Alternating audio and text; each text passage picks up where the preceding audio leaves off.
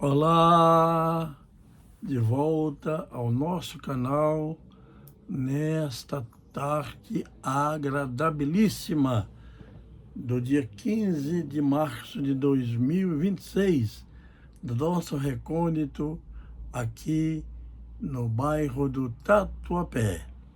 Quero saudar a todos com a doce e gloriosa paz do Senhor, meu fraternal, meu afetuoso e carinhoso abraço, no nome santo e doce de Jesus Cristo, nosso Senhor.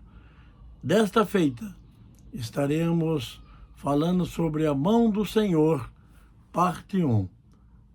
Queremos agradecer ao meu amigo, ao meu irmão, ao meu ouvinte, ao meu querido YouTube, que tem se inscrito no nosso canal, que tem compartilhado, deixado seu like, que tem feito seus comentários. A nossa gratidão a todos, no nome de Jesus. Nós já estamos com quase 2.500 inscritos. São exatamente 2.461 inscritos, para a glória de Deus. Nosso canal, como você sabe, é para abençoar vidas. Diz o texto bíblico do Salmos 90, e o versículo 13, o teu braço é amado de poder, forte é a tua mão e elevada a tua destra. Meus irmãos, meus amigos, meus familiares, entender o modus operandi divino é mesmo um desafio para os que apreciem a maneira como a Escritura Sagrada o descreve. Jamais seríamos capazes de entender a existência de Deus se não fosse o uso da linguagem figurada presente em todos os idiomas. Reiteradas vezes, nos valemos dos recursos linguísticos para uma melhor compreensão do ser divino. Deus não teria como se comunicar com o homem, obra de suas mãos, sem que não lhe desse a capacidade de entendê-lo e comunicar-se com ele. Para tanto, ele dotou o homem, nós, com a capacidade de comunicar-se, seja por meio da fala, de sinais ou da escritas. Veja que Deus maravilhoso que proporciona tudo para nós, recursos para nós, ferramentas para que possamos entendê-lo de uma forma lúcida, clara e maravilhosa.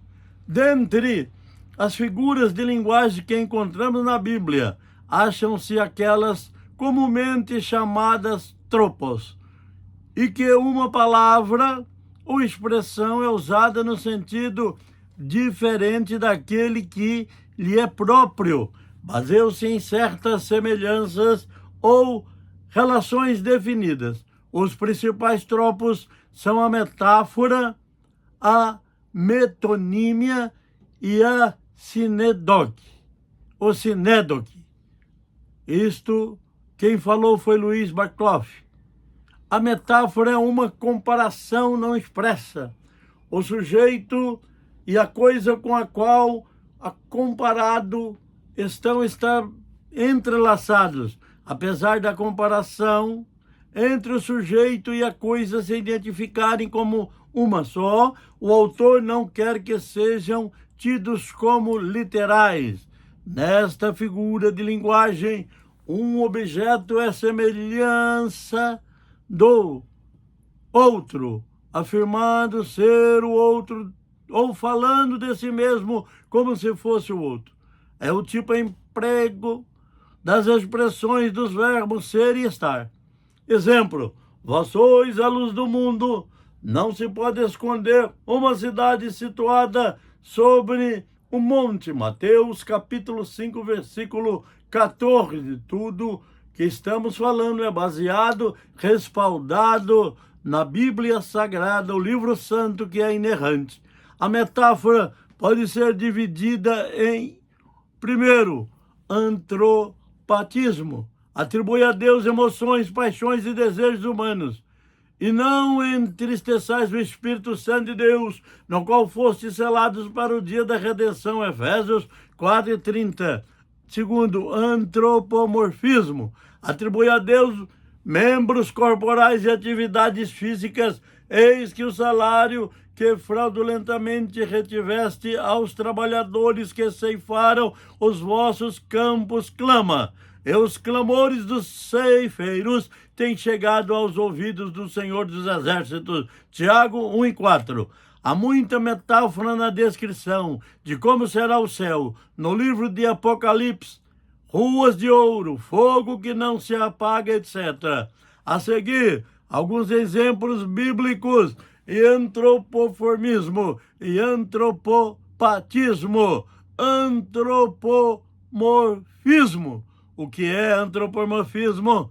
É Deus usando as partes humanas para se expressar por meio de analogias, como se ele fosse humano. Serve para fazer o infinito ao alcance do finito, de forma que sejam compreendidos. Olha que Deus maravilhoso, glorioso, que nos dá esta possibilidade. Deus não pode ser percebido pelos sentidos humanos, pois é espírito eterno, infinito e invisível. Sendo ele espírito, é invisível, sem substância material, sem partes ou paixões físicas. Portanto, é livre de todas as limitações temporais. Aleluia! Deus, na qualidade de espírito, deve ser compreendido não pelos sentidos do corpo, mas antes pelas faculdades da alma, vivificadas e iluminadas pelo Santo Espírito. Glória a Deus! Estas representações do antropomorfismo a seguir aludem à sua obra em sentido figurado e não à sua natureza visível. Nelas são manifestos os seus interesses, poderes e atividades. Os olhos falam do seu conhecimento, Deuteronômio 11:12. Salmo 34:15. Os braços e mãos falam da sua eficiência e poder, Ezequiel 20:33, Isaías 59:1. Os ouvidos se referem à sua onisciência e atenção, segundo Crônica 7:15-16, Salmo 34:15. A face refere ao seu favor, Salmo 27:9, 143:7. A boca fala da revelação, da bondade e da sua vontade, Jó 37:2, Provérbios 2:6. As narinas aludem a aceitação das nossas orações, Deuteronômio 33:10, Apocalipse 8:3-4. O coração representa a sinceridade das suas afeições, Gênesis 6:6, segundo Crônicas 17:19. Os pés falam de sua presença, Isaías 60:13, 66:1. Os ouvidos referem a sua prontidão em ouvir as súplicas dos oprimidos, Êxodo 3:7, Salmo 34:15, Neemias 1:6, Jeremias 33:3. Antropopatismo. O que significa antropopatismo? É a tentativa de Deus de expressar, referindo-se aos sentimentos humanos, como se ele tivesse os tais. Glória a Deus! Que maravilha o nosso Deus! Amor. Apocalipse 3:19. Eu repreendo o castigo a todos quantos amo. Sê, pois, zeloso e arrepende-te. Deus, portanto, há de ser pessoal, pois o amor é pessoal. O amor subentende 3 elementos essenciais da personalidade, a saber, intelecto, sensibilidade e vontade. B, a tristeza. Gênesis 6:6. Então repreendeu-se, ou arrependeu-se, digo, o Senhor, de haver feito o homem sobre a terra, e pesou-lhe em seu coração. A tristeza é uma emoção pessoal que aqui é atribuída devido à atitude pessoal e às ações dos homens. C, ira. Primeiro Reis, capítulo 11, versículo 9, pelo que o Senhor se indignou contra Salomão, porquanto desviara o coração do Senhor, Deus de Israel, o qual 2 vezes lhe aparecera. A ira aqui é um ressentimento pessoal de Deus, ainda que santo, e que ele sentiu contra Salomão, por causa da sua perfídia e infidelidade, depois de ter sido tão altamente favorecido e honrado. Somente uma pessoa seria capaz de tal ressentimento de zelo. Deuteronômio 6:15. Porque o Senhor teu Deus é um Deus zeloso no meio de ti, para que a ira do Senhor teu Deus não se acenda contra ti e te destrua sobre a face da terra. O zelo ou ciúmes de Deus, diferentemente do ciúme humano, é santo. Trata-se simplesmente de seu interesse por seu santo nome, sua vontade e seu governo. Não obstante, é um elemento pessoal e revela a personalidade do seu possuidor, aleluia. E ódio. Provérbios 6:16. Há 6 coisas odiadas pelo Eterno, e a 7ª é uma abominação para a sua alma. F. Alegria. Neemias 8:10. A alegria do Senhor é a nossa força, mas é a mão? O que é a mão? A mão é a parte final de cada extremidade superior, o braço, principalmente nos mamíferos bípedes, mas também se usa esse termo e os nomes de muitos dos seus constituintes para designar os órgãos equivalentes em muitos vertebrados, as extremidades dos membros anteriores e mesmo alguns invertebrados, como nas pinças de alguns artrópodes, como os caranguejos. A mão divide-se geralmente em 3 regiões: carpo, metacarpo, ossos da palma da mão e dedos. Tal como nos restantes órgãos pares, as mãos são simétricas. Mãos é o símbolo de todos os tipos de atos, utilizações bons ou maus.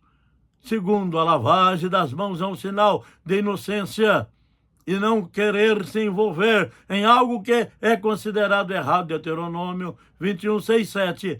A mão representa o poder e autoridade, o que explica as expressões bíblicas como mão direita ou destra, e o poder da mão, Êxodo 15:6. 4. Segurar a mão direita representa dar apoio, Salmo 73:23. Postar-se à mão direita significa dar proteção ou receber honra e poder da parte da pessoa ao lado. Está retratado nos Salmos 16:8. Apoiar-se à mão de outrem é sinal de familiaridade ou de superioridade. Segundo Reis 5:18. Dar a mão a outra pessoa significa submissão. Segundo Crônicas 30:8. Beijar a mão de outrem representa e é sinal de homenagem, respeito ou submissão. 1 Reis 19:18. 9. Derramar água nas mãos de outrem indica serviços prestados. 2 Reis 3:11. Tornar inativas as mãos significa não permitir trabalhar ou, então, enregelá-las de frio. Está representado em Jó 37:7. Retirar a mão, apontar para, remover ajuda ou apoio. Salmos 74:11. Decepar a mão representa a prática de uma extrema autonegação. Está representado em Mateus 5:30. A mão aberta simboliza generosidade ou liberdade. Deuteronômio 15:8. A mão fechada é sinal de mesquinhez. Deuteronômio 15:7. A mão direita é o sul, a mão esquerda é o norte. Jó 23:9. Voltar a mão contra indica aplicar castigo. Amós 1:8. 17. Levantar as mãos é sinal de a oração intercessória ou de outorga de bênção. Jó 11:13. Esse ato também era efetuado como se prestava um juramento. 18. Bater as mãos uma na outra era sinal de lamentação, ira ou constatação. Segundo Samuel 13:19. A mão direita de um sacerdote era tocada como sangue da vítima, dando a entender a expiação e a autoridade do sacrifício oferecido. Êxodo 29:20. Juntar as mãos indicava acordo ou estabelecimento de um prazo. Segundo Reis 10:15.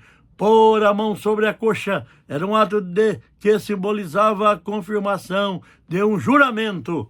Está retratado em Gênesis 24, 2 e 3. 22. Bater palmas é sinal de alegria, triunfo ou aprovação. Segundo Reis 11:12. 23º. Abrir a mão indica oferecer ajuda ou emprego. Deuteronômio 15:11. Pôr as mãos no arado significa iniciar uma tarefa ou missão. Lucas 9:2. 25º. A imposição de mãos era um meio de conferir alguma bênção, cura ou algum tipo de poder, inclusive poder espiritual. Aleluia. Atos 8:17. Glória a Deus. 26º. Estender as mãos contra era fazer oposição a algum inimigo. Ezequiel 25:13. 27º. Estar à mão é proteger e prestar auxílio. Jeremias 23:23.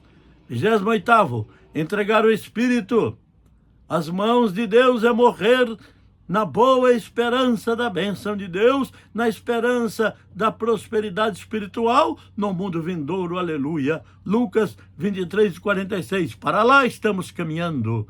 29º.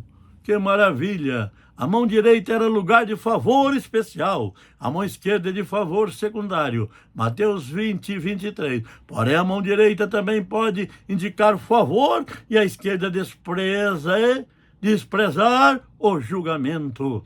Mateus 25:33. Ao lado esquerdo, a mão esquerda pode indicar algo pervertido, inferior, ímpio, ou então na política, os esquerdistas. Olha, a esquerda é uma miséria, a esquerda é uma desgraça, a esquerda é coisas inconsequentes. Deus já nos revela isto através da sua palavra. Aleluia.